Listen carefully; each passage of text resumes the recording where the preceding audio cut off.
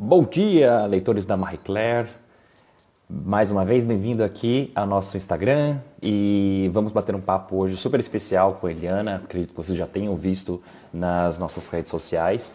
E temos várias perguntas já feitas pelos fãs da Eliana aqui para a gente poder fazer e mandar para ela, conversar com ela aqui no nosso bate-papo. Só esperar agora ela entrar e aí a gente já chama a Eliana para esse bate-papo. Eliana, se você estiver por aqui, manda um alôzinho que eu te chamo. Muito bem.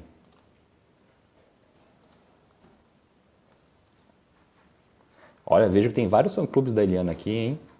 Gostei de ver. Muito bem.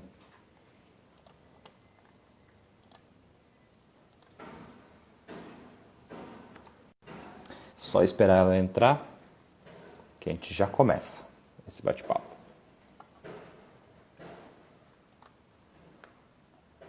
Eita, ela tá aqui já.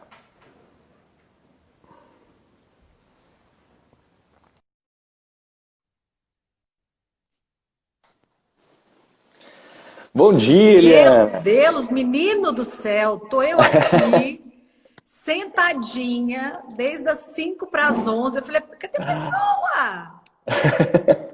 Deixa eu te explicar. A gente sempre manda uma mensagem antes para assessoria, para perguntar, tá tudo certo? Porque já aconteceram algumas vezes da gente Ah, começar a ficar esperando, a pessoa não aparecer. E jura? aí, juro, já aconteceram algumas vezes isso. E aí agora a gente já manda mensagem, só que eu mandei uma mensagem para sua assessora, só que Ah, talvez ela esteja sem internet e ela não ah. recebia. Aí eu falei, Ai, meu Deus, será que eu começo? Não começo? não, aqui eu não tenho assessora.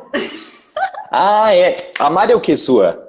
A Mari trabalha comigo há muitos anos, fica lá no nosso Ah, escritório, mas hoje o escritório dela é home office, assim como todos nós estamos em home office, né? Então, às uhum. vezes, o sinal lá não pega, a gente está se adaptando a essa nova realidade, né? Então, Felipe, às vezes dá esses bugs mesmo, mas que bom que a gente está aqui, porque eu também fiquei pensando, falei, será que vai ser pelo YouTube? Chamou no Instagram? Porque essa nova realidade nossa de comunicação, às vezes dá esses probleminhas, assim. Então, Sim. tá todo mundo na multiplataforma. Então, faz uma live no YouTube que gera para o Instagram, que vai para não sei aonde. Fala, meu Deus, será que eu errei o caminho? Eu também fiquei preocupada, por isso que eu te mandei a mensagem. Cadê vocês? Eu estou aqui já. Estamos aqui, estamos aqui. Olha, eu Me coloquei. desculpa. Imagina, eu coloquei as crianças para brincar com a cachorrinha lá embaixo, minha irmã está aqui me dando uma força, meu marido está em home office também, então estamos aqui nessa loucura, né, em meio a essa pandemia e todas as, enfim, as alegrias de uma união, mas também os desafios, né, e continuando o trabalho, que é a coisa mais importante, me comunicar Muito com bem. vocês.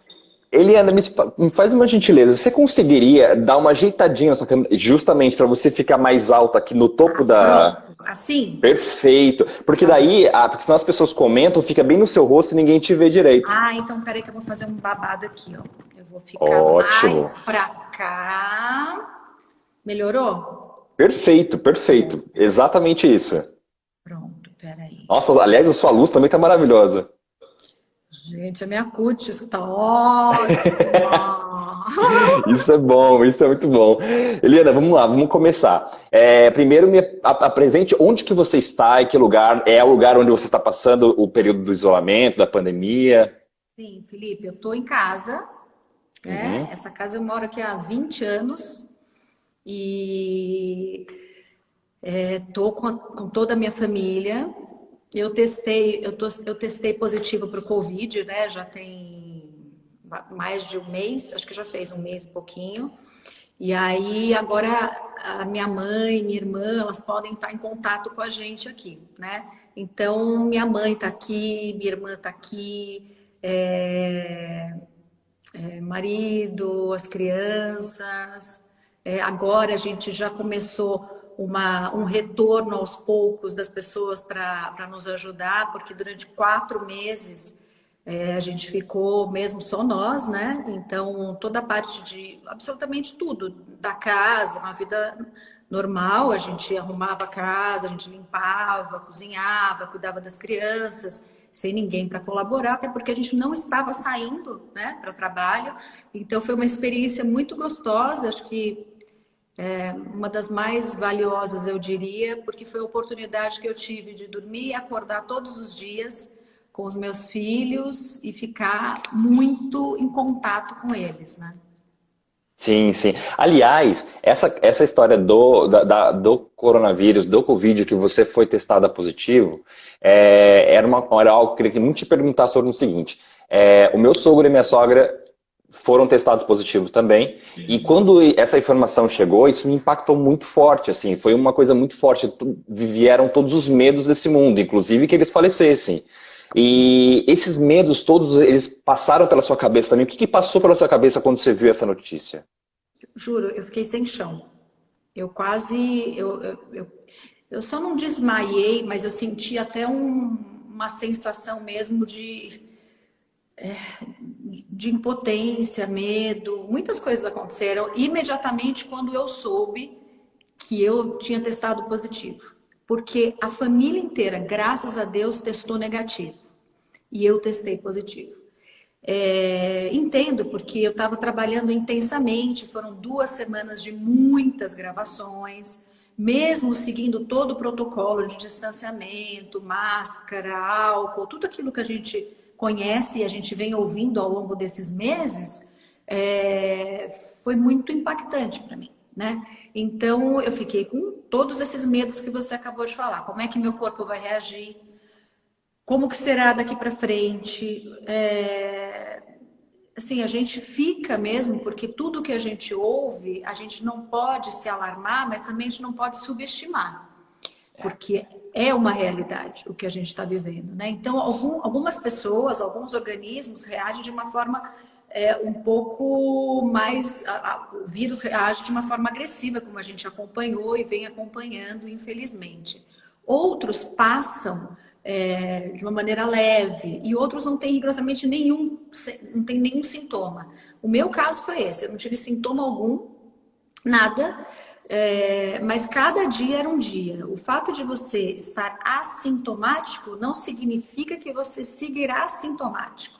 Essa que é a tensão do isolamento, além do isolamento em si, que é uma tristeza, né? Quando você é mãe, tem filho pequenininho que não entende, o Arthur, ele ficou apreensivo, ele entendia mais. Então ele tinha a ideia da complexidade do perigo. Ela não tinha ideia porque que a mãe não podia mais abraçar, não podia mais beijar, não podia mais vê-la, né? E foi questões de horas, assim. Quando eu soube, imediatamente eu me isolei. Minha mãe estava em casa com a gente, foi embora. Ficou em casa só minha irmã e meu marido com as crianças para me ajudar. E uma pessoa que eu elegia para ficar trazendo comida para o quarto. Agora, o psicológico fica muito abalado, porque todos os dias, por indicação médica, eu tinha que ficar testando o meu corpo, no sentido de eu estou acordando, como é que eu tô? Como é que tá minha respiração? Como é que eu tô me sentindo? Meu corpo tá dolorido? Aí media a febre, tô com febre, enfim, eu ia sentindo todo o meu corpo e daí ligava para os médicos, falava, olha, continua sintomático, então que bom, segue, vamos seguindo, vamos seguindo. Aí quando me falaram que no 6º para o 7º dia, a partir do diagnóstico, né, a partir do resultado, isso pode se agravar, aí eu comecei a ficar angustiado, começou a me dar dor no peito, aí eu falei, bom, não posso subestimar o que eu tô passando, então eu vou avisar. Aí eu falei, olha, eu tô com dor no peito, fiquei com medo que fosse alguma coisa de pulmão, né, porque dói aqui, dói costas. E aí eu fui pedir para que eles me levassem, eles falaram que não precisaria, aí falaram, bom, mas se você, não vamos subestimar, se você está sentindo, vai. E aí fui, fiz uma tomografia e não era nada. Graças a Deus, era angústia mesmo e o medo, né? O medo do que estava por vir. Mas, por fim, 15 dias se passaram de isolamento, foi bem difícil. Eu, como estava assintomática, e as pessoas que estão assintomáticas, eles podem ter um contato visual, pelo menos, à distância com as pessoas da casa. Então, eu fiz uma portinha aonde eu estava, o quarto que eu estava, eu coloquei, sabe aquelas grades de criança para ela não cair da cama? Peguei uma Sim. gradinha daquela da Manu e coloquei, deu certinho, assim, coloquei, encaixei bem na porta onde eu estava e abri a porta. Então, depois de 3 dias que eu via a tristeza dela, e ela batia na porta, ela me chamava, ela queria que eu fizesse ela dormir. Porque, veja, foram 4 meses, quase 4 meses intensos, colada comigo, né? Então, assim, eu pondo para dormir, dando banho, comidinha, nananã, eu sem sair de casa. Então, ela estava muito, muito, muito próxima de mim, do pai, e de repente isso parou. Foi Ao passo que cortado. como eu não estava espirrando, como eu não estava tossindo, como eu estava assintomática, os médicos me falaram, você pode ficar à distância dela e não deixa ela entrar para o quarto onde você está. E aí foi uma solução maravilhosa, porque eu cantava com ela, contava historinhas, a gente brincava à distância, aí ela jogava alguns brinquedinhos, toma mamãe para você, jogava. E ela falava, mas por que eu não posso? Eu falava assim, porque a mamãe tá com eu ia falar coronga, porque ela fala coronga, que a mamãe tá com corona. Ela fala o coronga? É o coronga. Ah, tá bom. Aí é uma coisa muito interessante, que eu acho que isso vai ficar marcado e registrado, né? Álcool gel, álcool, todas as limpezas que a gente faz, ela tão pequenininha já entendeu o que precisa fazer. E ela acha que o coronga é qualquer bichinho que pode picar. Então, por exemplo, um mosquitinho picou a perninha dela, um pernilongo, ela, mamãe, o coronga me picou. Aí tem que explicar, né? Não, filho, o coronga não é assim, o coronga a gente não vê, etc e tal. Então, eu acho que tem coisas positivas no sentido de que eu pude curtir demais, né? E ficar com os meus filhos como nunca pude, porque sempre trabalhei fora, sempre fui muito presente em casa, né? Na medida que eu estava, era em qualidade, mas quantidade eu não poderia, porque eu viajava, trabalhava, sempre foi assim, né? Então, os dois experimentaram viver intensamente essa aproximação. E para a gente foi maravilhoso, foi uma construção de um lar diferente, sabe? Sim. Desafiador, porque a gente acha que às vezes a gente não é capaz, né? A gente acha que, ai meu Deus, será que eu vou dar conta? São as aulas de casa do Arthur, são as lições, dar atenção para Manu, tentar conciliar, né? Casamento, filho, enfim, dar conta de tudo isso, às vezes a gente fica meio angustiada. Mas foi bom, foi uma experiência muito boa, mesmo com tudo isso que a gente vem passando, que é um terror mesmo, né? Sim, com certeza. O Arthur ele já tem maturidade para entender, em relação ao coronavírus, a gravidade que é, no sentido que pessoas têm morrido por conta disso? Ele tem, Felipe, mas eu informo, porque eu acho importante eles saberem. A Manu também sabe, por isso que ela sabe que tem que passar álcool, por isso que ela sabe que tem toda a questão que a gente sabe de proteção, né? Máscara, que é uma coisa que se sai para algum lugar um pouquinho, que agora abriu um pouco mais, né? Você pode levar num parque, você pode usar máscara, que é uma coisa muito atípica para a gente nunca viveu isso. Mas eu tento não deixá-lo muito próximo das notícias que a gente vê, porque eu acho que você pode informar, mas tomar cuidado com o psicológico das crianças, sabe? Em que ponto, acho que tudo tem que ter um limite. Para a gente, nós, eu acho que é fundamental, importante que a gente esteja muito ligado no que está acontecendo e saber, de forma alguma, se alienar, porque isso não vai aliviar a dor, né? Sim. E as perdas. Mas as crianças não. Então é importante que elas saibam. No caso, o Arthur, ele já sabe, ele já entende. Às vezes ele passa, a gente está assistindo alguma coisa, algum jornal, alguma notícia, tudo. Ele já vê o número, já viu o número de mortes, já viu. Mas eu não deixo ele ver muito profundamente em detalhes, porque eu acho que não é o caso. Não precisa, né? Não precisa. Eu acho que só o afastamento dos amigos, só o fato da rotina ter sido quebrada, já é muita coisa para eles assimilarem, sabe? Eles estão muito tempo, no meu caso, no caso da nossa família, sem brincar com crianças, esse tempo inteiro. Então, assim, todo o cuidado que a gente está tendo é realmente para a saúde deles, para a saúde da nossa família, né? Então, a gente está seguindo rigorosamente o protocolo mesmo de distanciamento e respeito, né, ao próximo. Sim. 3 semanas Você tá atrás. aí? Oi? Você tá aí? Você ficou quietinho? Achei que você tinha congelado. Não, não. 3 semanas atrás foi muito bonito da gente quando saiu a notícia de que você abraçou os seus filhos pela primeira vez. Logo depois, quando você passou pelo período desse isolamento e não podia tocá-los. Como foi para você senti-los de novo depois desse período fechado no quarto?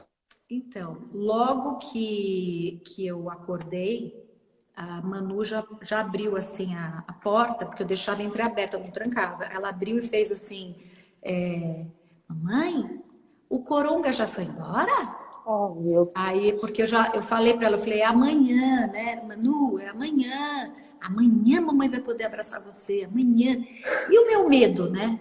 Então, assim, eu liguei para o doutor Esper Calas, liguei para a doutora Maíra Rico, que foram os dois médicos que me ajudaram. Eu falei, posso mesmo? Então, depois do 15º dia, é sabido que não transmito mais? Eliana, pode.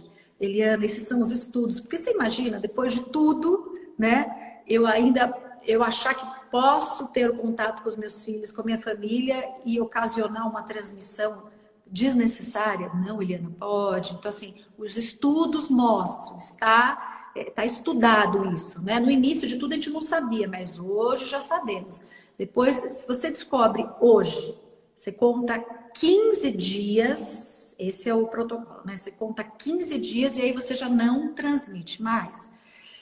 Ok, então. Aí eu falei, a mamãe vai tomar um banho e já volta. E ela ficou na porta esperando eu terminar de tomar banho para ela poder me abraçar. Foi uma delícia. Foi a foto que eu acabei postando no meu perfil foi uma foto simbólica, né? Eu fiz realmente no dia, mas não foi o momento do abraço, né? Como as pessoas estavam acompanhando o processo e tudo, e eu fiz questão de abrir publicamente que eu estava, etc e tal, não quis esconder, eu quis contar o que eu estava vivendo, até para de alguma maneira prestar um serviço. O meu dia com eles foi maravilhoso. Tomamos café da manhã juntos, almoçamos juntos, brincamos.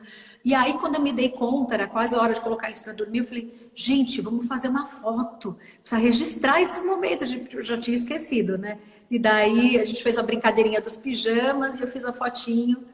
Meu marido fez a foto e aí eu posei com as duas crianças e postei. Para as pessoas, né, que estavam orando, acompanhando e esperando, né, esse momento que era o dia do abraço. A coisa do contato físico, eu acho que nunca foi tão importante para a gente.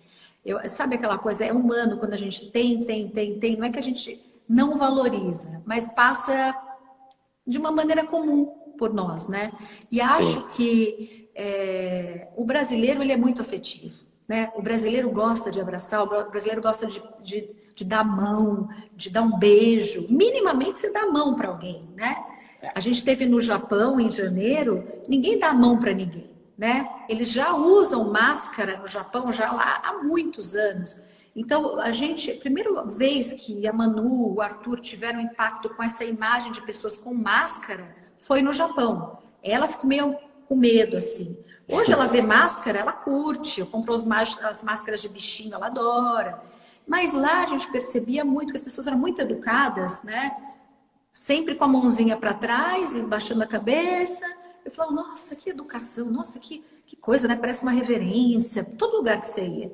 Na verdade, é uma proteção deles mesmos com relação às doenças, com relação. Não toca, né? Não precisa tocar. E a gente não. Sim. A gente nasceu abraçando, a gente nasceu beijando, e a gente viver esta pandemia com essa falta desse calor humano é difícil pra caramba. Então, a falta desse abraço dói fisicamente, né? É um troço que mexe com você emocionalmente. Eu fiquei 3 meses exatamente sem abraçar minha mãe, sem beijar minha mãe. Minha mãe tem 81 anos. Claro que por amor, ela ficou quietinha lá na casa dela e eu fiquei quietinha na nossa. E aí, quando eu pude vê-la, eu fiz uma surpresa para ela, foi meu primeiro dia de trabalho. Eu fui até a casa dela e pedi para ela sair. Eu gravei ela saindo da janela, né? Que ela mora no segundo andar. Eu fiquei muito emocionada só de vê-la. Eu fiquei muito emocionada de poder vê-la pessoalmente, porque eu só via por vídeo, né? Ou por Uhum. foto, ou por mensagem de voz. Então eu acho, e aí o dia que eu fiz o teste, tudo tal, depois, antes, né, de testar positivo, que tinha dado negativo, eu falei, mãe, vem que eu não tô aguentando mais. Quando eu pude dar um abraço à minha mãe, não sei, parecia que eu estava dentro do ventre dela novamente, sabe? Foi uma coisa muito, muito, muito forte. Então eu acho que a gente vai valorizar mais os encontros familiares, que às vezes a gente ficava incomodado com tanta gente falando junto. Deixa eu falar. Sabe aquela coisa que família, né, rola muito?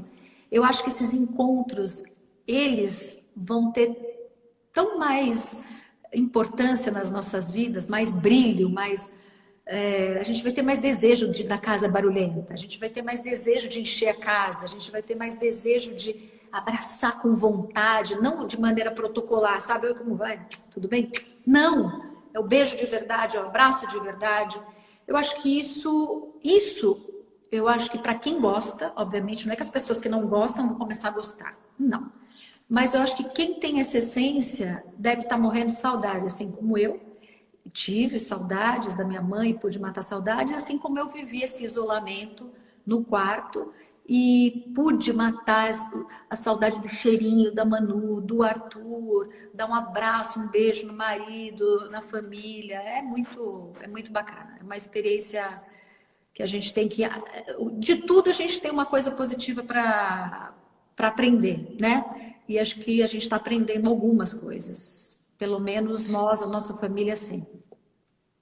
Olha, eu vou dizer para você que eu estou profundamente emocionado e arrepiado com essa sua história e eu concordo com tudo que você falou, que a gente brasileiro tem essa necessidade do toque físico, a gente tem essa necessidade, a gente já nasceu com isso, né? E não recriminando, obviamente, os outros povos que não têm essa cultura, mas a gente tem. Então a gente sente mais falta disso, né? A Eu gente digo tem. isso porque eu moro em Portugal e aqui já é assim, já tem esse distanciamento. As pessoas não são tão afetivas quanto no Brasil. Isso me faz muita falta, já me fazia antes da pandemia. E agora ainda mais, porque agora eu não posso ter contato físico com as pessoas. É bem complicado, bem Eu difícil. imagino. Mas, continuando aqui no nosso papo, outra coisa que saiu também na mídia foi que você agora criou deixa eu ler até, mania de limpeza por causa do vírus, é isso mesmo? Na real, eu tinha e não sabia. Essa que é a verdade. Eu tinha essa mania e não sabia. Não é uma mania. É uma mania. Porque quando você tem criança em casa, quem é mãe sabe, eles vivem, pega uma frutinha e sai comendo, um biscoitinho e sai derrubando. É natural. O que eu percebi é que eu tenho um maravilhoso aliado que eu descobri, né? Que obviamente eu usava muito pouco, porque as pessoas que estavam comigo sempre me ajudavam, né, a deixar a casa mais organizada. Então eu comecei quase como um acessório de roupa. Comecei a usar um mini aspiradorzinho e eu ficava com esse mini aspirador pela casa. Então eu sentava para assistir alguma coisa e ficava com o meu aspirador. Quando as crianças passavam, eu já deixava aquele rastro de biscoito, bolacha, não sei o quê. Ou quando está todo mundo sentado e a criança levanta, você pode olhar que parece que passou papagaio, periquito, tá tudo ali tudo no chão, tudo no... E aí eu pegava o meu supersônico pequenininho aspirador de pó compacto e lá ia eu. Tanto é que a família inteira começou a ficar irritada comigo com o tal do aspirador de pó. Porque aí o Arthur falava assim, ai mãe, lá vem você, para com esse barulho. Ele falava, eu falei, não, mas é rapidinho, rapidinho. E eu passava, era uma terapia também para mim, ver minha casa organizada, limpa. Eu descobri o bicarbonato, né? Isso daí foi uma dica da minha mãe, dica de algumas pessoas que trabalham comigo também, falaram assim, olha, usa bicarbonato. Se tiver alguma coisa encardida, o amarelado, o branco amarelado, alguma coisa, tênis que precisa limpar, que está amarelado, faz uma pasta de água com bicarbonato, deixa ali o tênis branquinho lá com essa pasta, depois você tira, pode tirar com vinagre branco, ou você pode tirar com água mesmo, você vai ver como tá branquinho. E também azulejos, né?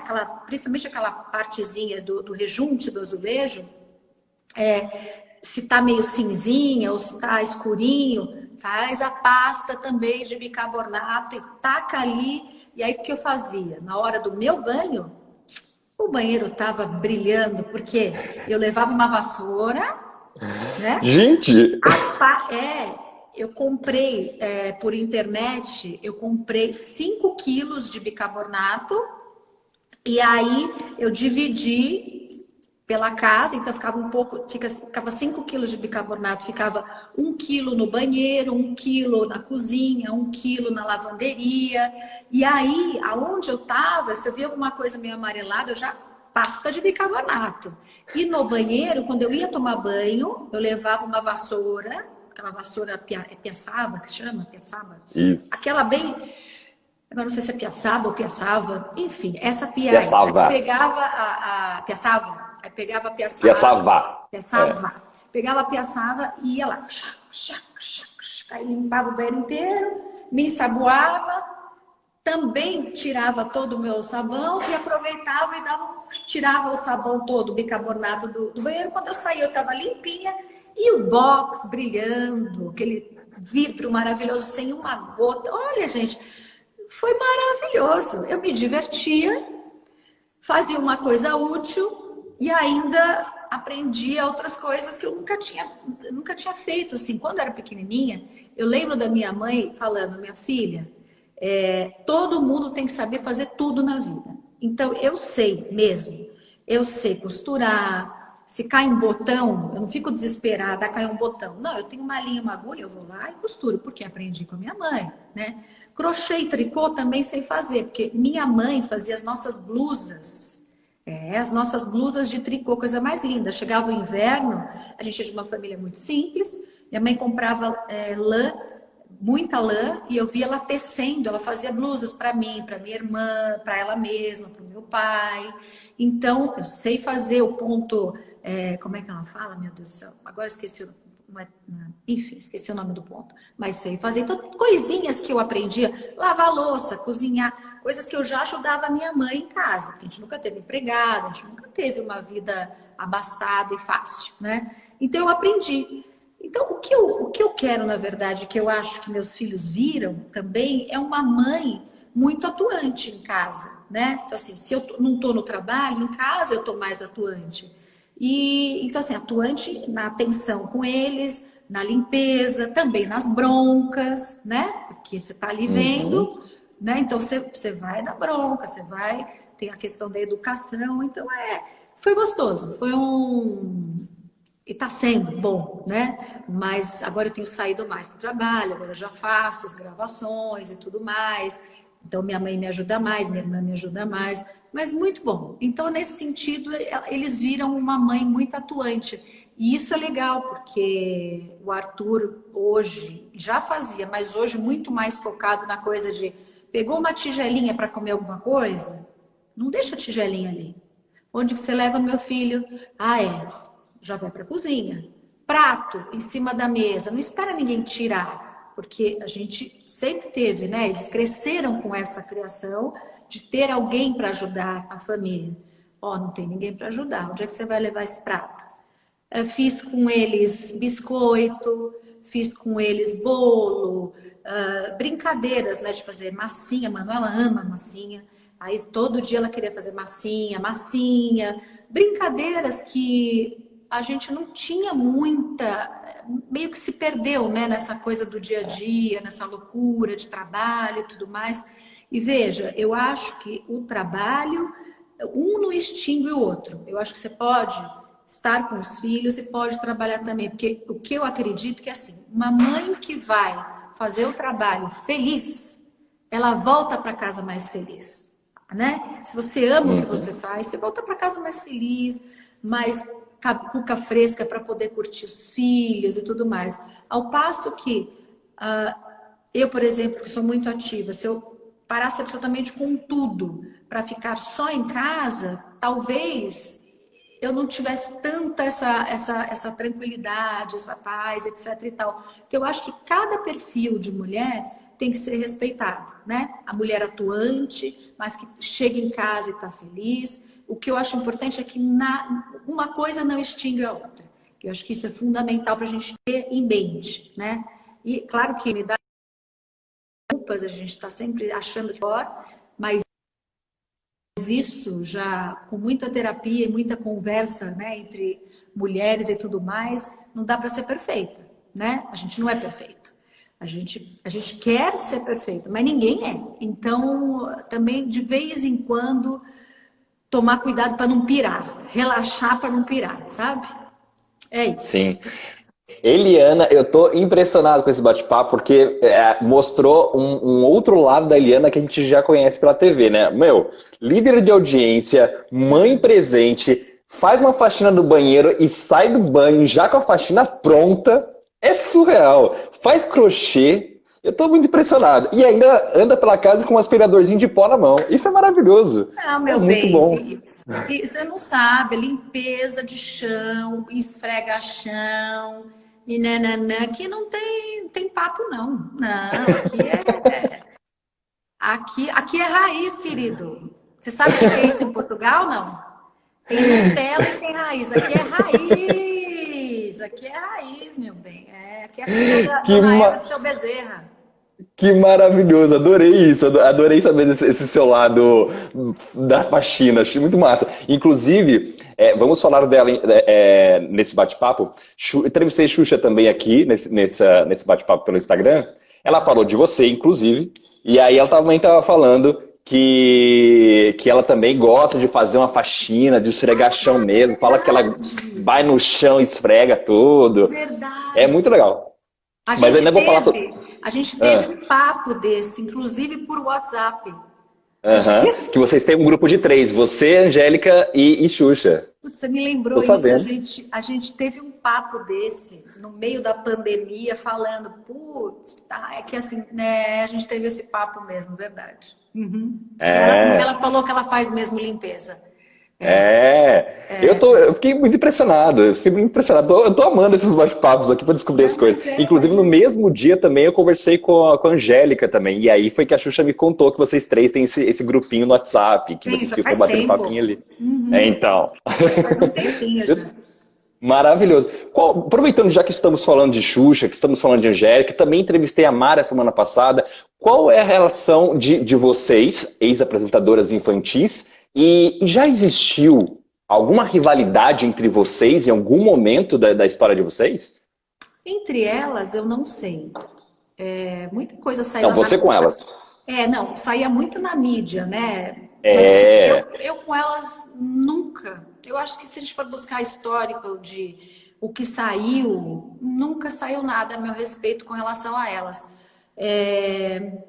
Não sei, eu acho que eu não tinha muita, digamos, o meu papel como apresentadora infantil era mais da irmã mais velha ou amiga mais velha. ah, a minha comunicação com as crianças era mais tênis, sentar no chão, fazer pintura, fazer brinquedos com sucata, fazer. Era uma coisa mais próxima. Eu não tinha.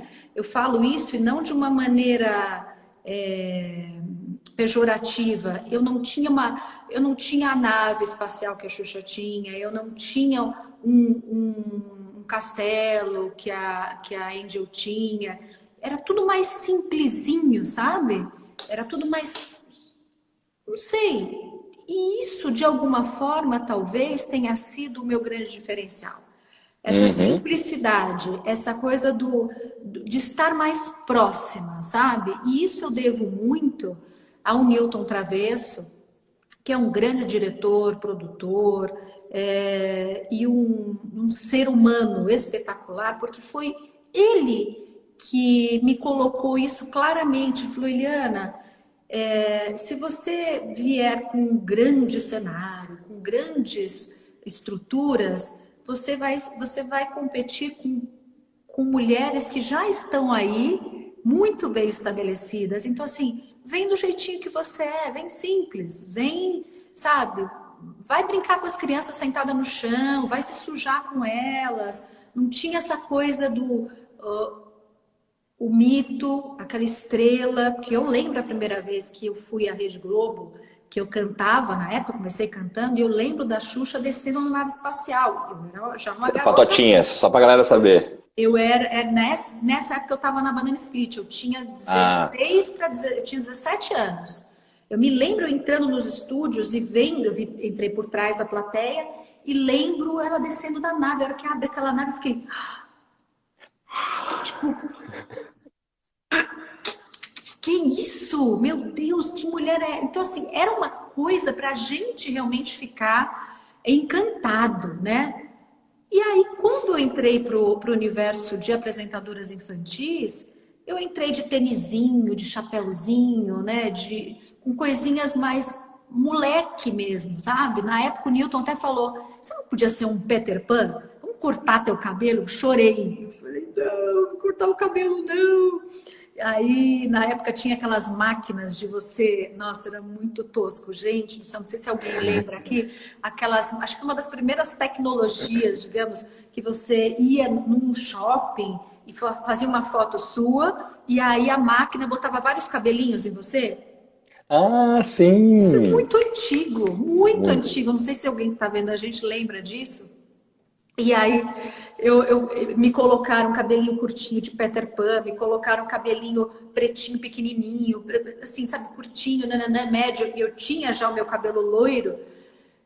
Eu chorava quando eu via aquelas fotos. Eu falei, gente, isso tá muito ruim, isso não é legal. Nananã. Então, assim, a única coisa que eu pedi para que não mexesse era no meu cabelo. Mas essa coisa da proximidade foi muito bacana, foi muito especial e foi ótimo, porque aproximou, né? Então, eu nunca tive, voltando à sua pergunta, que eu dei voltas aqui, nunca tive essa rivalidade com elas, exatamente porque eu nunca quis ser rival. Eu nunca quis Uhum. ser competir. Eu estava fazendo o meu trabalho, fazendo as minhas coisas, e as minhas músicas também eram músicas educativas, eram músicas que sempre induziam a bons comportamentos. Na época, no Bom Dia e Companhia, eu já tinha um computador, eu conversava o meu, digamos, o meu dengue era um computador, que chamava Flits. E aí a gente trocava ideias, eu ensinava as crianças a falar palavrinhas em inglês,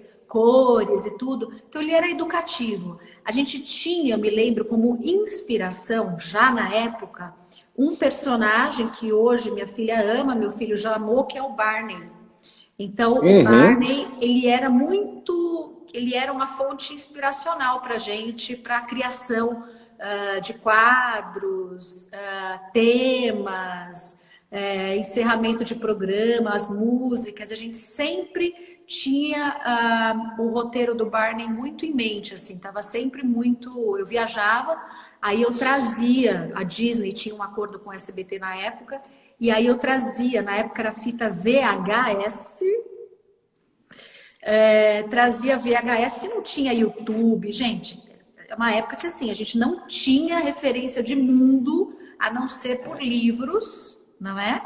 E matérias da TV, a gente não tinha essa coisa da internet, que você dá um Google aí, você se teletransporta através do Google Maps, Google Earth para o mundo, né? A gente não tinha isso. Então eu sabia quando eu estava lá ou quando alguém me mostrava uma foto. Então eu trazia a minha VHS e a gente se inspirava no Barney. Ai, como eu gosto de histórias, eu amo histórias. Aliás, nessa época era impossível a gente imaginar que a gente teria um papo de entre dois continentes tão longe uns do outro que a gente estaria aqui batendo papo. Não, eu não sabia que você estava em Portugal, meu Deus. O que você está fazendo em Então, Portugal? eu moro aqui vai fazer um ano agora e vim para cá ano passado e aí estou aqui nesse período de pandemia por aqui. Sabe lá sabe Deus até quando, né? Mas olha que curioso, né? Você continua trabalhando. Isso, eu acho que assim, a internet, essa tecnologia, como tudo na vida, se a gente souber usar, a gente se beneficia muito, né? Imagina que É, quando eu fiquei hospitalizada para esperar a Manuela, que eu fiquei 5 meses no hospital, você não imagina o quanto essas pessoas, né, que ou falam com a gente agora através mandando mensagens, eu não estou lendo, desculpa, gente, não consigo ler o que está escrito, mas me deram força, né? Hoje, imagine essa pandemia sem essa comunicação é, da internet. Como é que a gente ia fazer home office? Né? Como é é, que a gente ia fazer as nossas reuniões? Como é que a gente ia se comunicar com a família se antigamente era só carta? Ou era só telefone, né? Então, assim, hoje você, mesmo à distância, você poder ver o rostinho de alguém que você ama, ou fazer um trabalho, assim, eu aprovei já muitas coisas através de vídeo, né? Perfume, por exemplo, a gente está para lançar um novo perfume agora, que é um sucesso, graças a Deus, os meus perfumes, são os mais vendidos da empresa. Eles me mandaram a amostra e a gente fez reunião, por exemplo, para definir a fragrância, cada um na sua casa, cheirando, falando dos aromas, falando das notas, etc e tal. Definimos embalagem, tudo nesse período de pandemia. Então, quer dizer, é muito sério, né? E você, assim, eu defini o meu retorno para a TV, com a direção da TV, através da internet, através de vídeos e reuniões, né, com muita gente. Então, assim, definimos a volta do Minha Mulher que Manda, que é um quadro de muito sucesso, tudo através de uma conversa, de um bate-papo. Então, assim, como a internet ela pode ser um veículo de informação, de amor, né? De trabalho, né? Tudo depende de como a gente usa. Então, isso eu sim. acho muito interessante, assim mesmo, o quanto a gente evoluiu nesse sentido. Muito bem. Do nosso card que a gente fez, a gente chamou os nossos seguidores aqui da Marie Claire para falar sobre nosso papo aqui, né? Nós falamos sobre maternidade real. Isso. Eu quero saber de você quais foram as surpresas e os seus medos. Logo depois, vamos falar do Arthur, que foi o seu primeiro filho.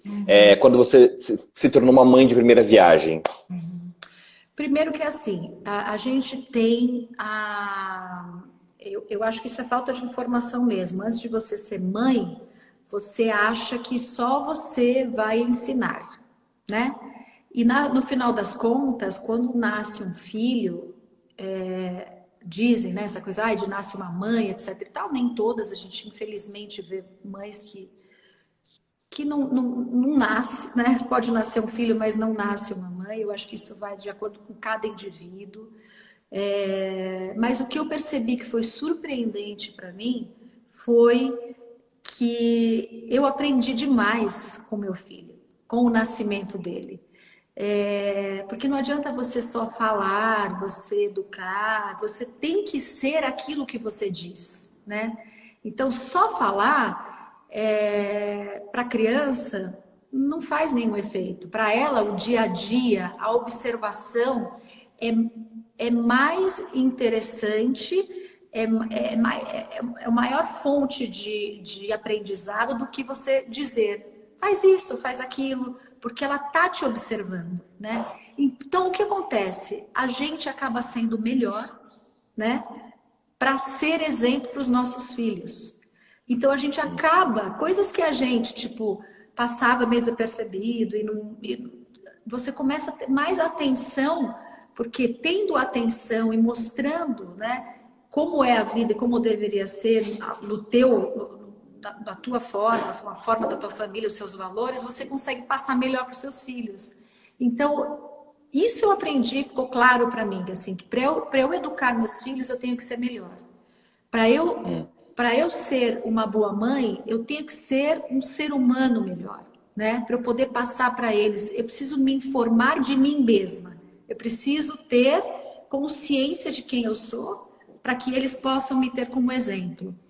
Isso é, vou falar uma besteira. Às vezes você escapa, sei lá, um palavrão, escapa qualquer coisa.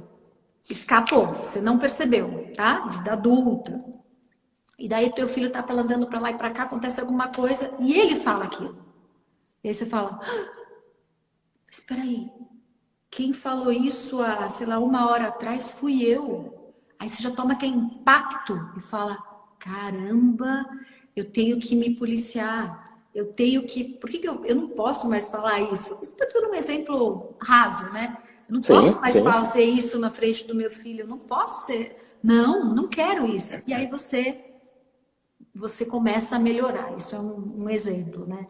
E a educação, que é uma coisa que antes de você ser mãe, ser pai, você não tem ideia da complexidade que é educar.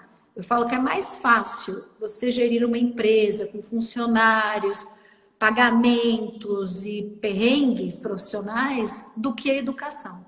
Porque você está mexendo com a mente de um ser humaninho que está crescendo, é complexo, a maneira que você fala pode imprimir, né, positivamente ou negativamente. Quer dizer assim, tem tantas questões na educação que a gente tem que aprender, se policiar e melhorar, que, assim, eu acho que é o maior desafio, é educar, né? E educar esbarra muito na questão da atenção e na qualidade da relação. Porque não adianta você estar o tempo inteiro com seus filhos e não estar atento ao que eles estão fazendo, ao que eles estão vendo, ao que eles estão assistindo, ou aos sentimentos deles, né? Porque eles são crianças, mas assim, já está aflorando um monte de sentimentos ali e que a gente não pode, não é porque não dói na gente que não está doendo neles, né? Então essa coisa de deixa disso, deixa subestimar o choro, subestimar o sentimento, subestimar, isso é uma coisa que a gente tem que se policiar bastante, né? Por que tá chorando? Por que tá fazendo? Por que tá... Então, assim, é tentar entender o porquê mesmo. Então, a educação, acho que é uma coisa que eu aprendi que não é fácil. E a gente tem que se reeducar para poder educar o outro, sabe? Sim. E agora, agora falando das suas 2 experiências como mãe. Estamos em agosto, que é o mês do incentivo à amamentação, é o agosto dourado. Como foi essa experiência para você? Tanto na primeira quanto na segunda gestação. Eu achei que no Arthur ele fosse imediatamente pegar o peito. O Arthur não pegou imediatamente o peito. Eu precisei de mais ajuda. E a Manuela, ela já nasceu mamando, né? Eu amamentei o Arthur até 6 meses, porque depois que ele descobriu a mamadeira, ele não quis mais ver o peito, chorava. Que eu botava meu peito, ele, não. Enfim, no meu caso aconteceu isso, porque acho que a mamadeira ficou mais fácil para ele, né? E a Manuela mamou até 1 ano de idade e, assim, muito, assim, muito para ela foi uma coisa que, e para mim também, acho que o segundo filho e tudo, e com todos os problemas que eu tive, foi surpreendente, assim, vê-la mamando imediatamente quando ela nasceu. Foi linda essa experiência. Na verdade, eu sonhava com isso e aconteceu. E depois de todos os perrengues que a gente passou e tudo, que eu fiz cirurgia com ela na minha barriga, eu fiz uma coisa chamada circlagem, que é para segurar o bebê. E ela estava na minha barriga, a gente ficou 4 horas em cirurgia, eu tomei 2 anestesias. Então, era um monitoramento para mim e um monitoramento para ela. E ela passou super bem na cirurgia inteira, ela foi muito guerreira. Depois eu tive o descolamento da placenta, centro total, que é um dos descolamentos mais graves que tem. Aí eu fiquei de repouso absoluto por 5 meses até que ela nascesse. E eu precisei ficar deitada, não podia levantar, etc e tal. Mas toda vez que o médico vinha fazer o ultrassom, ela estava sempre agitada, pulando. Daí eles falavam assim, olha, a gente não tem problema de ver a Manuela como ela está, porque ela está sempre ativa. Alguns médicos até falavam assim para mim, você comeu um chocolate? Você comeu não sei o quê? Porque dizem que estimula, né, a criança. E eu disse, não comi nada não, eu tô... açúcar, alguma coisa, não. Nossa, mas essa menina está sempre pulando, ela sempre saltitando, assim.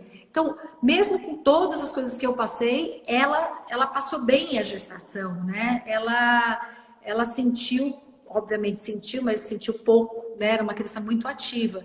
E isso, quando eu fui ter a Manuela, eu falei para a pediatra, falei, ai, doutora, eu queria tanto que ela mamasse, eu tava com peitão, assim, né? E não significa peitão que você tem muito leite. Não é isso, mas assim, eu tava na esperança de que aquele peitão ali fosse resolver a situação toda quando ela nascesse, ela fosse mamada. A doutora fez assim, ah, mamãe, fez bem assim para mim, tipo, se der, a gente coloca, mas não fica pensando nisso. Curte o momento. Acho que ela ficou um pouquinho com dó de mim, tipo assim, ela não vai mamar, sabe? Depois de todas as coisas, tipo, não cria expectativa. Eu senti um certo, uma coisa de mulher para mulher, tipo, mãe, não fica com essa expectativa. E aí ela veio, a hora que ela sentiu o cheiro, nossa, ela já mamou assim, nossa, foi a maior emoção. Depois de ter visto ela com saúde, a hora que ela grudou no meu peito e mamou, foi a maior emoção para mim, assim. Foi lindo, foi muito, muito, muito especial. E ela não precisou ir para UTI, ela não nasceu de 9 meses, ela nasceu no primeiro dia, vai de 9 meses, então 8 meses completos, digamos assim. Uhum. E ela não precisou ir para UTI, respiração perfeita, tudo perfeitinha. E danada, né, Manuela? Manuela deixa o irmão de cabelo em pé, porque ele já quer fazer parkour em casa, ele é radical, como skate, surf, ele gosta, né, de ficar pela casa com os patinetes e as coisas e tal. E ela quer acompanhar o irmão, é uma loucura. Então, assim, dizem que o segundo filho ele fica mais esperto, porque tem um exemplo em casa que é o irmão mais velho, e eu acho que isso acontece sim. A minha sorte é que o Arthur, ele também, apesar da diferença de idade, né, ele vai fazer 9 e ela vai fazer 3. Eles se dão bem, claro que brigam, como todos os irmãos brigam, não é diferente aqui em casa. Óbvio, às vezes eu falo, pelo amor de Deus, para!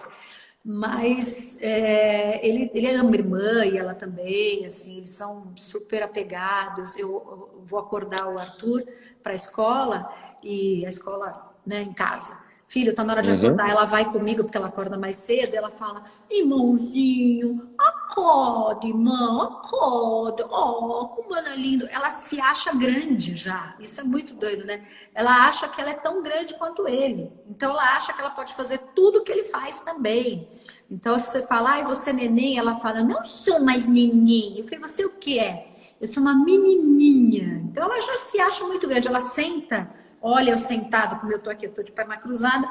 Ela senta, se ela estivesse aqui do lado, ela ia sentar, ia ficar de perna cruzada. Ela olha como é que eu me maquio, ela adora. E antes de eu ter a Manuela, isso é uma coisa muito louca, né? Eu via as mães, assim, criança com unha pintada. Eu falava, meu Deus do céu, criança com unha pintada. Criança com uma sombrinha aqui, meu Deus do céu, criança com sombra. Ai, gente, não. Só que assim, eu paguei minha língua, porque a hora que eu tô lá me maquiando, a hora que eu olho, de repente, a Manuela já tá com batom, já tá... E é coisa deles, né? Quem é mãe de menina pode até me dizer assim, é uma coisa muito doida, ela quer usar minhas roupas com 2 anos de idade. Se eu apareço com um vestido que ela gosta, ela fala, eu quero, mãe, eu quero um igual. Eu falo, mas minha filha é grande, não dá pra você. Ah, mas eu quero, tipo...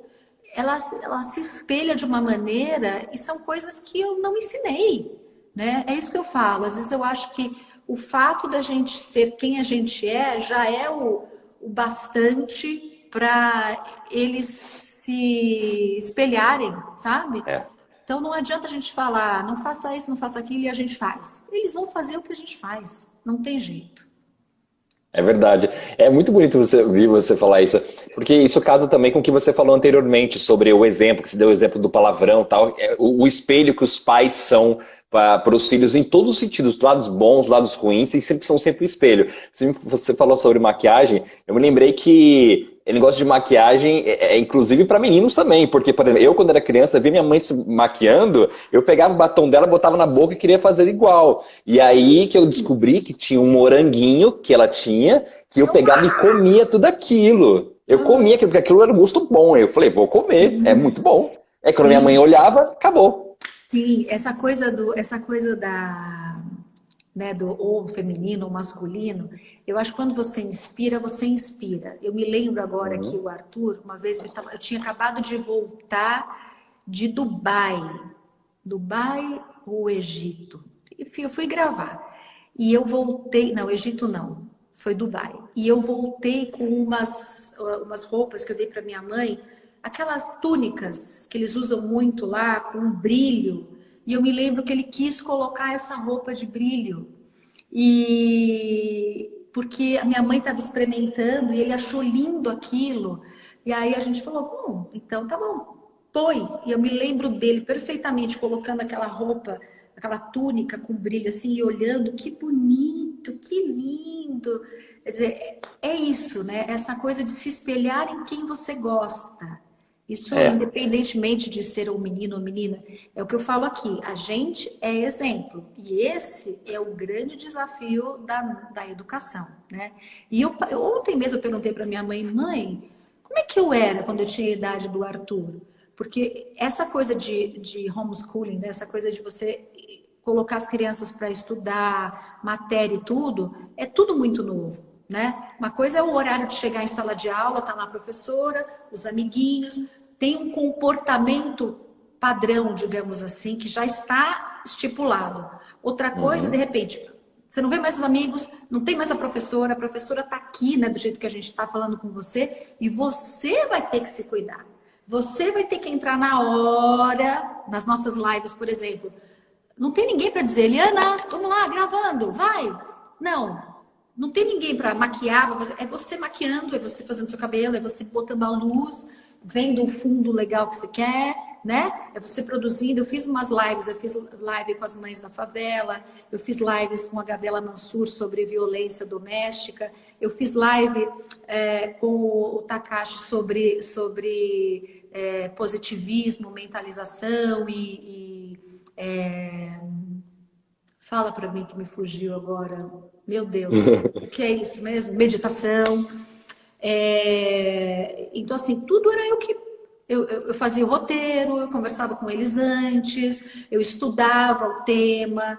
Então, assim, a mesma coisa com os nossos filhos hoje em casa, né? Eles precisam tomar conta de si. E como eles não têm essa maturidade ainda, isso sobrecarrega a mãe. A gente tem que ficar em cima, observando, com atenção. Outro dia o Arthur saiu de uma aula porque ele achou que ele já tinha sabido tudo da aula. Um exemplo, né? E aí eu falei assim, meu filho, peraí, deu meia hora, você já saiu da aula? Ah, não, mãe, mas aquilo que ela estava explicando eu já sei. E ele sabe mesmo, ele graças a Deus, matemática, então, esse menino, e era aula de matemática. Eu falei, não, volta porque a aula não terminou. Então, assim, é um desafio para todos nós, né? E não sei nem porque eu estou falando isso, mas me perdi o fio da meada.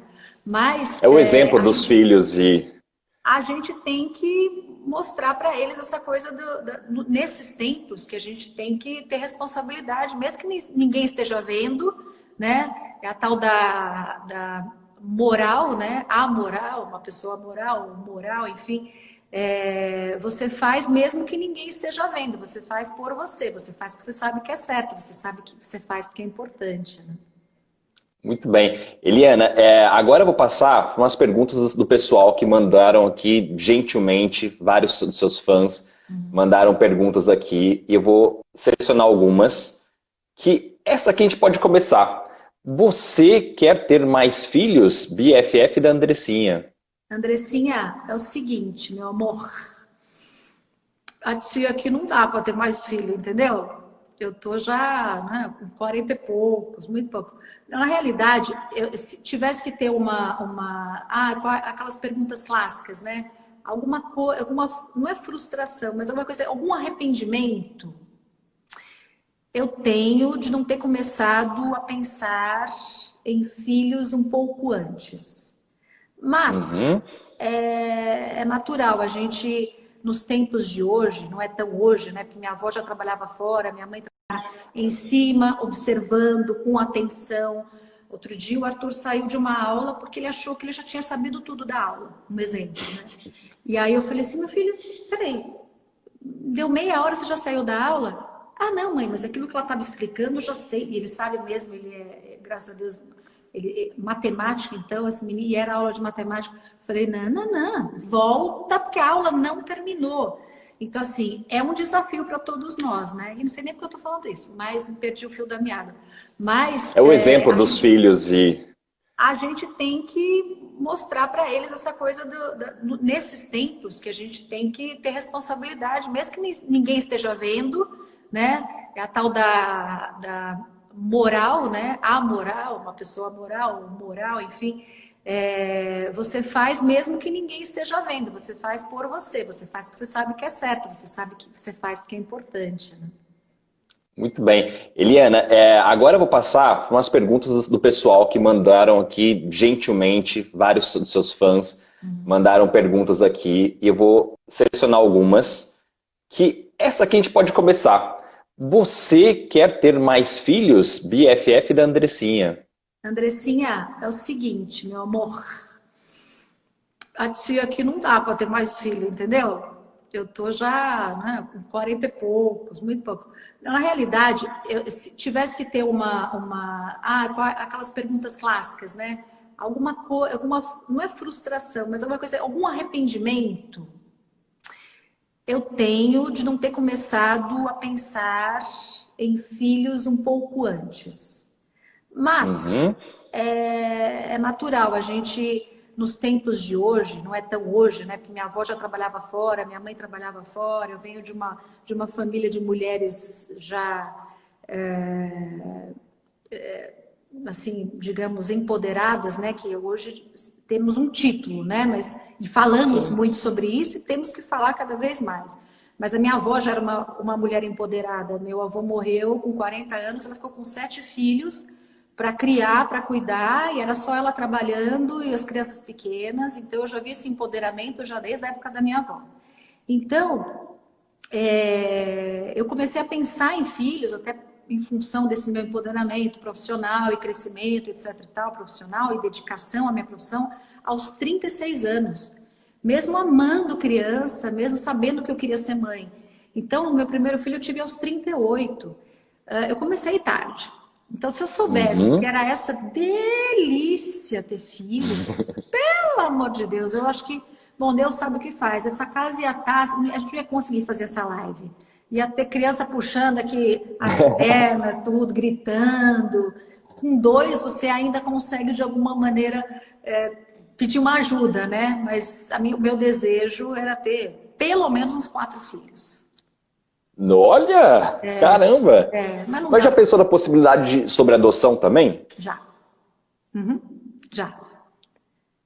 É muito, Boa. muito interessante isso, e eu só lamento muito, não sei como é que são em outros lugares do mundo, mas no Brasil é muito, eu tenho amigos que adotaram e tudo, mas é muito difícil, é uma burocracia, isso é uma das coisas em lei que deveria realmente mudar e facilitar, porque o tempo passa muito rápido, as crianças vão crescendo, elas precisam de um lar, e tá cheio de mãe que quer ter filho, né? E quando eu falo Uhum. filho, independe de ser filho de sangue, independe de você ser uma mãe que não tem um companheiro e quer ter um filho.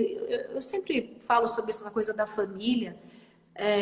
A família é aquela que te dá amor, a família é aquela que te acolhe, Uhum.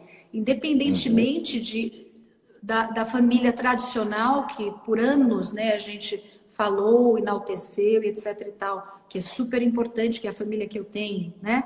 Mas família é aquela que a gente escolhe, é o avô, é a avó, é um amigo, é uma mãe com outra mãe, é um pai com outro pai. Então, assim, é uma mãe que não pode ter filhos, que quer adotar, mesmo sem um parceiro. São aquelas mães que não querem adotar, mas querem ir num banco e fazerem, né, a história delas da maternidade com fertilização in vitro. Quer dizer, amor. Se tem alguém querendo dar amor e tem alguém querendo receber amor, essa burocracia deveria ser menor.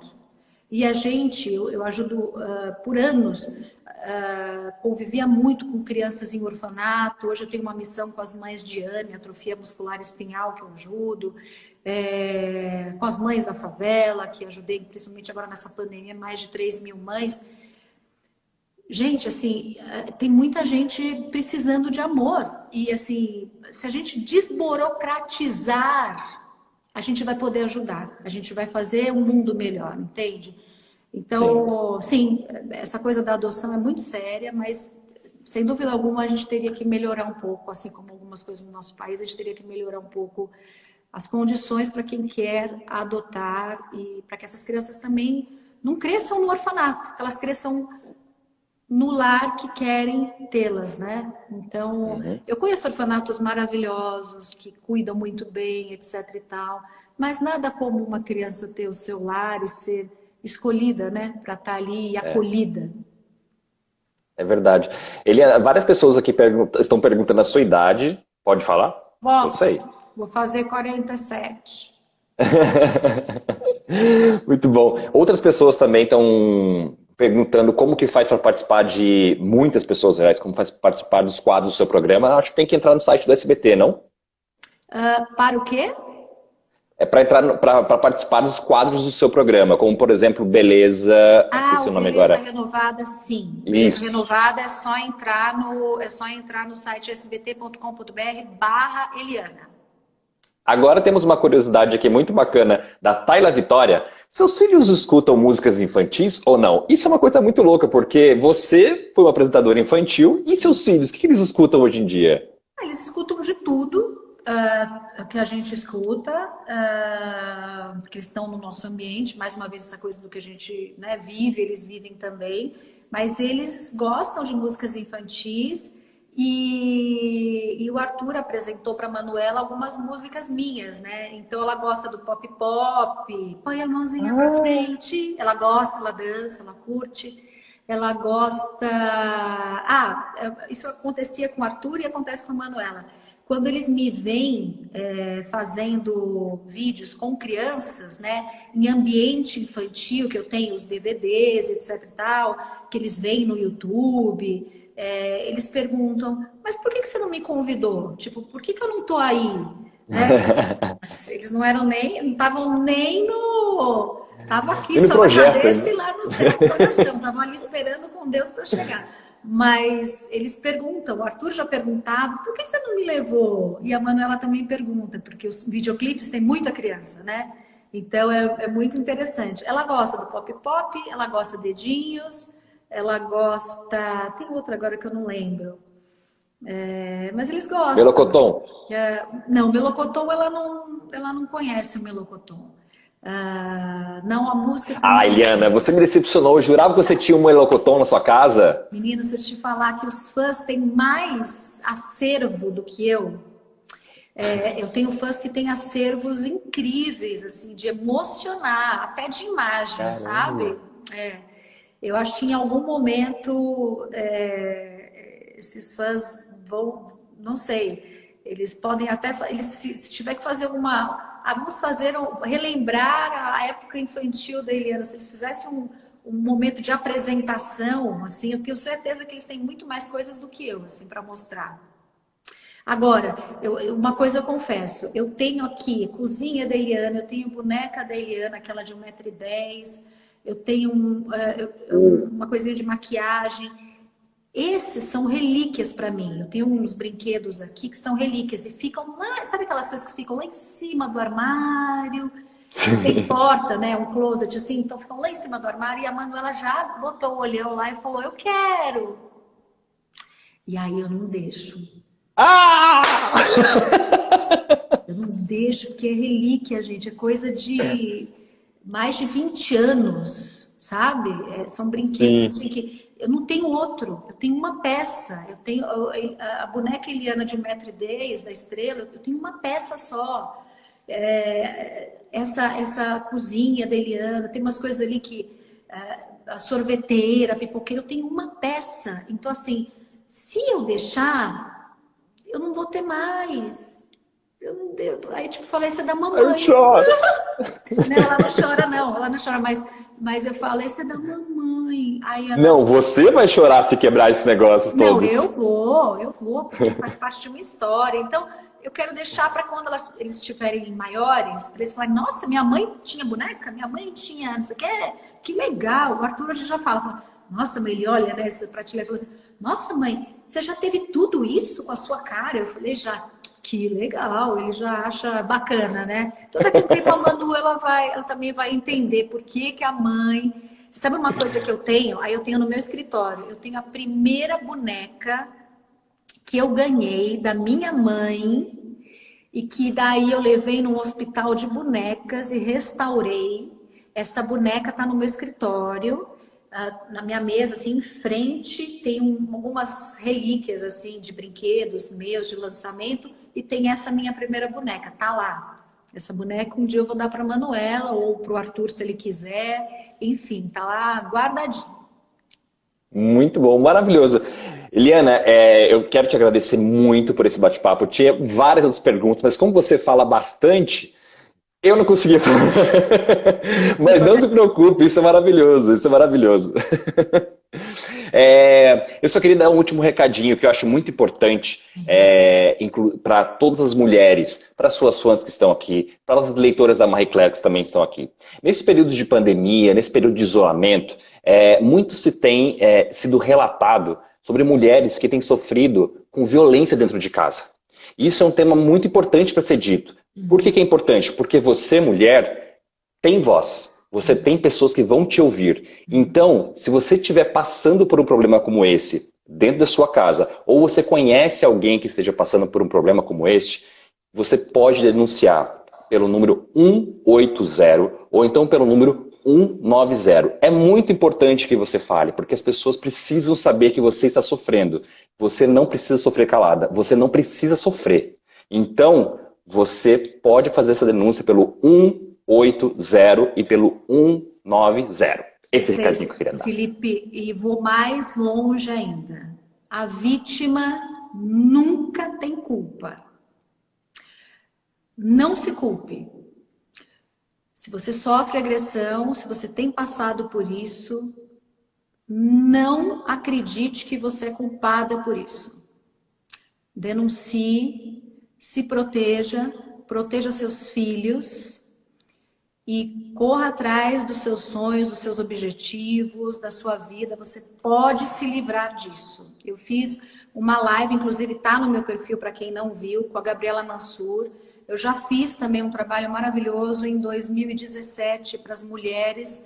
Muitas denúncias surgiram, inclusive de abusos em crianças, crianças que me assistem e tudo, denunciaram pai, avô, foi uma comoção, foi muito forte, é quase como uma missão para mim isso.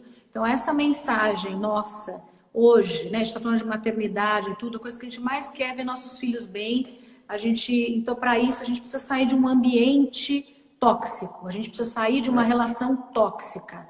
A criança imprime e guarda para ela aquilo que ela vê, que ela ouve, que ela sente. Então, não se trata só de você, né? É proteção também aos filhos. Então, denuncie. Eu sei que é muito difícil criar esta coragem, ir atrás e principalmente acreditar que a culpada não é você, né? Mas muito Sim. bom você ter lembrado isso e a gente reiterar, porque a gente precisa estar cada vez mais unido e que bom que hoje a gente fala muito sobre esses temas. É difícil de falar, é difícil de ouvir, é difícil de tocar nessa ferida, como em todas as feridas, é muito difícil a gente tocar, mas é necessário. Sim. Pessoal que está assistindo aí ainda, eu peço mil desculpas para vocês por não ter feito várias das perguntas que vocês mandaram, mas é que o nosso tempo é curto. Então, e eu também não vou ficar explorando a Eliana aqui durante 5 horas aqui nessa live.